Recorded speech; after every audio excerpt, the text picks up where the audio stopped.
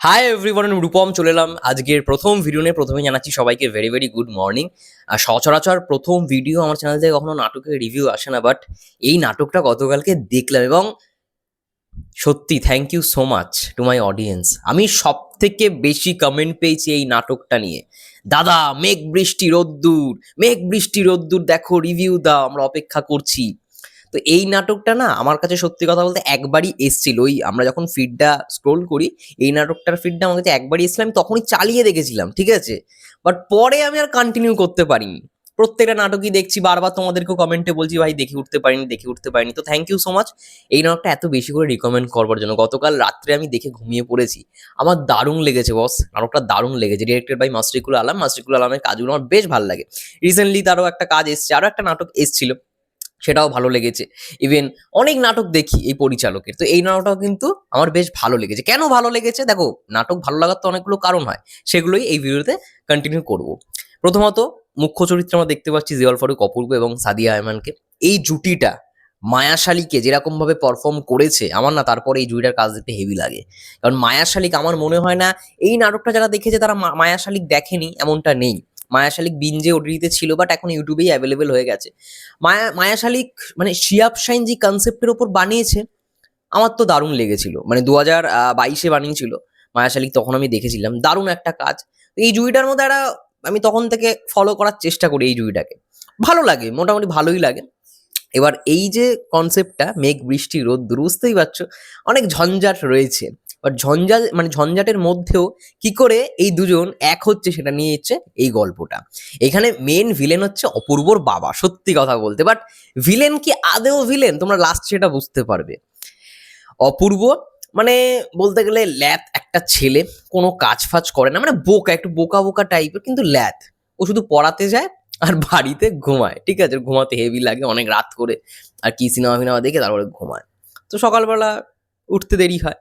তো ও যেখানে যে বাড়িতে পড়াতে যায়, যে বাচ্চা মেয়েটা, ওর আর কি দিদি হয় হচ্ছে সাদিয়া আয়মানের ক্যারেক্টারটা। এবার সাদিয়া আয়মান ডিরেক্টলি অপূর্বকে বলে ফেলে যে তুমি ওকে ভালোবাসো, তাহলে আমাকে বিয়ে করো, এই। ঠিক আছে। তো এইভাবে ওদের ভালোবাসাটা শুরু হয়। তারপরে হঠাৎই একদিন অপূর্বকে ডেকে নেয় একটা জায়গায়।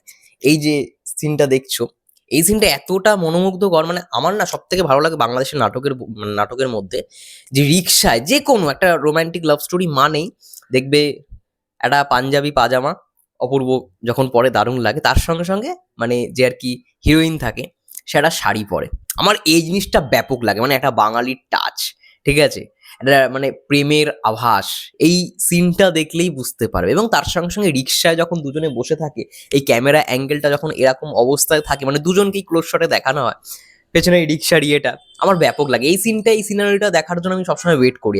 অনেক নাটকে দেখেছি, জাকারিয়া শৌখিনের অনেক নাটকে দেখবে এই সিনটা তুমি পাবেই পাবে, যে একটা রিক্সার মধ্যে দুজন বসে রয়েছে, মানে রিক্সাটা এগোচ্ছে, দেখতে ভাল লাগে, আমার তো ব্যাপক লাগে। এবং এখানে যে ড্রেসটা, এই যে সাদিয়া আয়মানকে লাল শাড়িতে অসাধারণ লাগছে, অসাধারণ। মানে আমি এর আগে সাদিয়া আয়মানকে এত সুন্দর কোনো নাটকে দেখিনি। তার সিনেমাও এসছে, সিনেমা হলে চলছে উৎসব, ভালো কালেকশন করছে, সেকেন্ড পজিশনে চলে এসছে, সেটাও ভালো হবে আমি জানতাম, কারণ ওটা একটা মাল্টি স্টারার ছবি। যাই হোক, নাটকটার মধ্যে সাদিয়া আয়মানকে আমার ভালো লেগেছে, যে তাকে যেরকম কস্টিউম দেওয়া হয়েছে খুব ভালো লাগছে, বিশেষ করে এই লাল শাড়িটা। এবং একটা দৃশ্য রয়েছে, তোমরা দেখতে পারবে, যে রাত্রের বেলায় সে কাঁপছে, বৃষ্টিতে ভিজে সে কাঁপছে।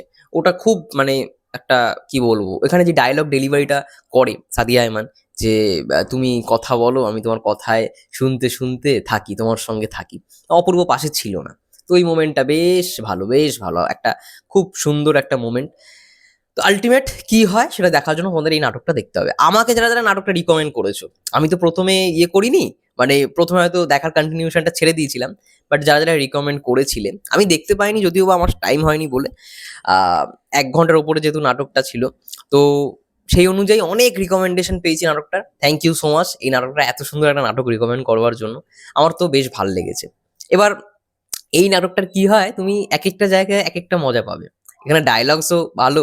এখানে একটা মুহূর্ত রয়েছে, মানে অপূর্ব সাদিয়া আয়মানকে ফোন করেছে, ঠিক আছে, বলছে আমি এই টাইমে আসবো, তোমার সঙ্গে থাকবো, এই করবো ওই করবো, দিয়েই হট করে সাদিয়া আয়মান খেপে যায়। বলে তুই আমাকে ফোন দিবি না 1 সপ্তাহ, ঠিক আছে? মানে তুমি থেকে ডিরেক্ট তুই, ওইটা দারুণ। মানে সাদিয়া আয়মান যখন রেগে যায়, বিশেষ করে অনেক নাটকে দেখেছি, তখনই যখন তুই করে কথা বলো, হে একটা আলাদাই সুইটনেস ব্যাপার কাজ করে। তো এরকম একটা জিনিসপত্র দেখানো হচ্ছে। এছাড়াও মানে নাটকটা আমার বেশ ভালো লেগেছে, কারণ বৃষ্টির যে মোমেন্টটা দেখানো হয়েছে, তার সঙ্গে সঙ্গে আরো অনেকগুলো সিন রয়েছে, বেশ ভালো। আমার তো খুব ভালো লেগেছে। সাদিয়া আয়মান পারফরমেন্স ভালো দিয়েছে, অপূর্ব তো বরাবরই ভালো। জিয়াল ফারুক অপূর্ব হচ্ছে ভাই রোম্যান্সের কিং, ঠিক আছে? ড্যাশিং হিরো ভাই, এমনি এমনি তাকে বলা হয় না, সে ভাই এই সমস্ত কিং। যাই হোক, মাসরিকুল আলমের আরো একটা ভালো কাজ দেখলাম, মেঘ বৃষ্টি রোদ্দুর। এবং অনেকে অনেকে আমি দেখি কমেন্টে প্রতিদিন যখন নাটকের রিভিউ করছি তখনই বলছে মেঘ বৃষ্টি রোদ্দুরের রিভিউ কোথায়, তারপরে সিন্দুকের রিভিউ কোথায়। আচ্ছা, সিন্দুক নাটকটা আমি দেখে নিয়েছি, ভিকি জায়েদের কাজ। ভিকি জায়েদ তো আমার সত্যি কথা বলতে মানে আমি টপ পজিশনে রাখি তাকে। তো ভিকি জায়েদের কাজ আমি কখনো মিস করতে পারি? সিন্দুক নাটক একেবারে অন্যরকম একটা নাটক হয়েছে, ওটা আমি রিভিউ যদি পরবর্তীকালে করতে পারি অবশ্যই করবো। তোমরা যদি বলো অবশ্যই করবো, ওটা আমি দেখে নিয়েছি। এটাই বাকি, শুধু মানে এটাই বাকি ছিল। এবং এটারই সব থেকে আমার রিকমেন্ডেশন সব থেকে বেশি, যে মেঘ বৃষ্টি রোদ্দুরটা দেখো, দিয়ে রিভিউ করো। ভালো নাটকটা, বেশ একটা ফ্রেশনেস ব্যাপার রয়েছে, মুগ্ধতা রয়েছে, খুব সুন্দর একটা ভালোবাসা, মিষ্টি একটা প্রেমের গল্প রয়েছে, সত্যি কথা বলতে। এবং এখানে অপূর্বর বাবার চরিত্রে যিনি অভিনয় করেছেন, অনেক নাটকে তাকে দেখতে পাই, দারুণ। ওই ক্যারেক্টারটার মধ্যেই মেন টুইস্টটা লুকিয়ে, ওই একটা এতটা ভালো একটা ক্যারেক্টার। যাই হোক, তোমরা দেখো নাটকটা, যারা যারা দেখোনি অবশ্যই দেখো, যারা যারা দেখে নিয়েছো তাহলে তো সবার ভালোই লেগেছে, কারোর মানে ভালো লাগবে না হতেই পারে না, আমি তো মানি না। মেঘ বৃষ্টির উত্তর আমার ভালো লেগেছে ভাই, ভালোবাসার গল্প হিসেবে একটা মুগ্ধ প্রেমের গল্প, একটা সুন্দর প্রেমের গল্প আমার কোথাও গিয়ে মনে হয়েছে। যাই হোক, তোমাদের কি মন্তব্য কমেন্ট করে জানাও। ততক্ষণের জন্য সেই ভালো থেকো, সুস্থ থেকো, টেক কেয়ার।